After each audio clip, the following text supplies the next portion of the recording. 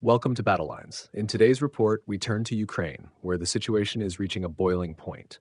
Protests erupting in the heart of Kiev, fierce battles unfolding on the front lines, relentless Russian airstrikes, and high stakes international maneuvers reshaping the global chessboard. Ukraine now stands at a fateful crossroads to press on with its resistance or to collapse under the strain of a grinding war of attrition.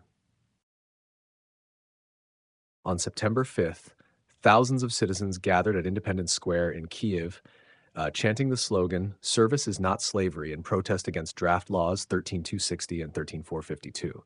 Draft Law 13260 imposes harsher penalties on soldiers, even reinstating wartime criminal liability provisions. Meanwhile, Draft Law 13452 prescribes prison sentences ranging from 5 to 10 years for disobeying orders, virtually without exceptions. Protesters argue these measures would turn soldiers into slaves rather than upholding a sense of duty.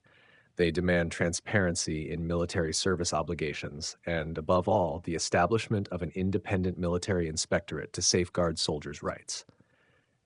Under mounting public pressure, Ukraine's Parliamentary Defense Committee was forced to review the legislation, agreeing to strip out some of its most severe provisions. On September 10th, Russia launched one of its largest air offensives since the start of the year. A staggering 415 drones and 43 missiles were unleashed, striking critical targets ranging from UAV production plants and rocket engine facilities to tank and aircraft repair depots. Cities such as Vinnytsia, Zhytomyr, Khmelnytskyy, and Lviv suffered heavy damage. The result, Ukraine's mechanized strength has been weakened, with multiple arms production lines disrupted. Kiev has been forced to disperse its air defense systems instead of concentrating them on key strategic points. This marks a clear Russian strategy, crippling Ukraine's production and logistics capacity, not merely destroying frontline military assets. Ukraine was not the only one shaken. Poland was jolted as well when nearly 20 drones crashed near the city of Rzeszów, home to a key NATO logistics hub. The airport was shut down, NATO convened an emergency meeting, and Kiev immediately urged the alliance to shoot down drones and impose further sanctions on Russia. NATO, however, opted to avoid escalation, while Moscow flatly denied any involvement. Three theories have since emerged. Russian drones may have strayed off course. Ukraine could have staged the incident to drag NATO deeper into the conflict, or Russia was deliberately testing the alliance's response capabilities.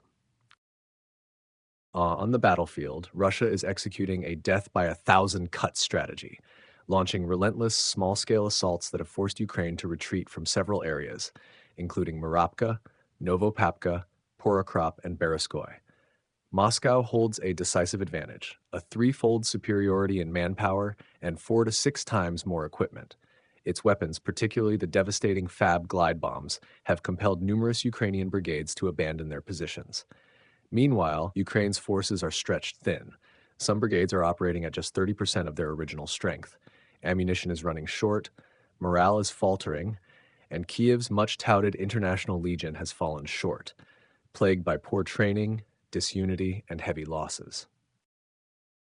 On the international stage, the United States is slowing the pace of military aid, pressing Europe to shoulder more of the burden.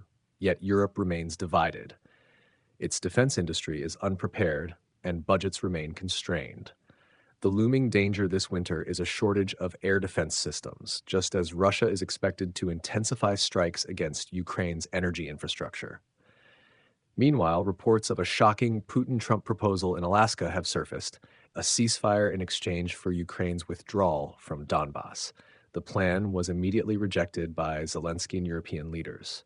Trump, for his part, has responded cautiously, focusing on economic measures against China and India rather than committing additional Patriot systems to Ukraine.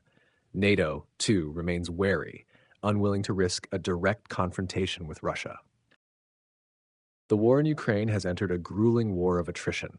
Russia remains patient, with a steady flow of weapons and supplies.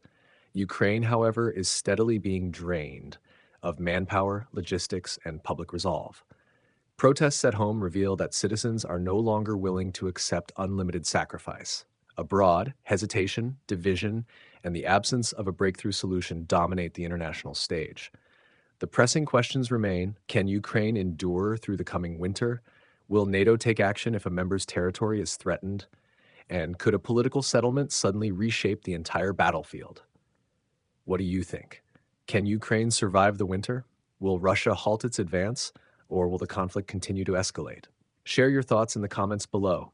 And don't forget to like and subscribe for more cutting-edge geopolitical analysis here on Battle Lines. Until next time.